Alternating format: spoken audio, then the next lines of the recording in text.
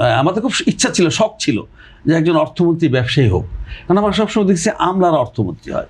আমাদের ধারণা ছিল সবই ব্যবসায়ী। শুনেন, আমার তো ধারণা ছিল আমাদের বাংলাদেশ ব্যাংকের গভর্নর ব্যবসায়ী, অর্থমন্ত্রী ব্যবসায়ী, ব্যাংকের ব্যবসায়ী, শিল্পমন্ত্রী ব্যবসায়ী, প্ল্যানিং মিনিস্ট্রি সব ব্যবসায়ী, প্রধান বিচারপতিও ব্যবসায়ী পাবেন। আমাদের খুব শখ ছিল যে একজন ব্যবসায়ী প্রধান যদি অর্থমন্ত্রী হয় তাহলে আমাদের কষ্টের বিষয়টা বুঝবে। তো লোটাস কামালকে আমরা দেখলাম, লোটাস কামাল অর্থমন্ত্রী হওয়ার পরে উনি আমলার বাবার মতো হয়ে গেলেন, ওনার সাথে কথাই বলা যেত না, উনি সাট করে সেন্টিমেন্টাল হয়ে যেতেন।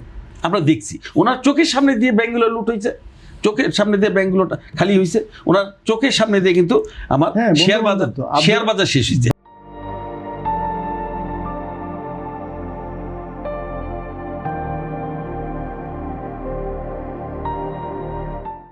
এবং সেই শেয়ার বাজারের সঙ্গে উনি নিজে যুক্ত ছিলেন আপনাদের মাধ্যমে। বাংলাদেশ ব্যাংকের তৎকালীন গভর্নর আব্দুর রউফ তালুকদার সাহেব পুরোটা জানতেন। উনি এবং প্রধানমন্ত্রীর বিনিয়োগ বিষয়ক উপদেষ্টা এবং আমাদের কিছু বুদ্ধিজীবী, আমাদের কিছু সেনাবাহিনী, ডিজিএফআই, এগুলো তো প্রকাশ্য। আচ্ছা, এখন দেখেন এদেশ তো মানে রাষ্ট্রীয় ডাকাতি তো চলছে। ভাই আপনি দেখেন, এখন আমরা আরেকজন মন্ত্রী কিন্তু পেলাম, একজন আপনি যেটা বললেন যে এখন তো সবই ব্যবসায়ীরা, বাংলাদেশ ব্যাংকের গভর্নর থেকে শুরু করে। বাট আমাদের এই কষ্ট কমবে কিনা আপনি বিশ্বাস করেন, বাংলাদেশের ব্যবসায়ীরা কিন্তু 2 নম্বরই করতে চায় না, কিন্তু 2 নম্বরই করতে বাধ্য করে।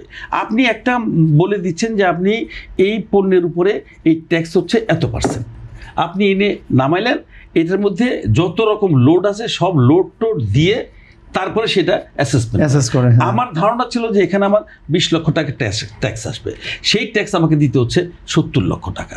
তা আমি কি করবো? না, আমাকে দাম বাড়াই বিক্রি করতে হবে। মানে এই যে জিনিসগুলো আমরা কিন্তু একটা নিয়মের মধ্যে চলতে চাই, আমিও চলতে চাই, রাষ্ট্রও চলবে। আমি অন্তত বুঝবো রাষ্ট্র আমার সঙ্গে বেইমানি করবে না, আমি রাষ্ট্রের সঙ্গে বেইমানি করবো না।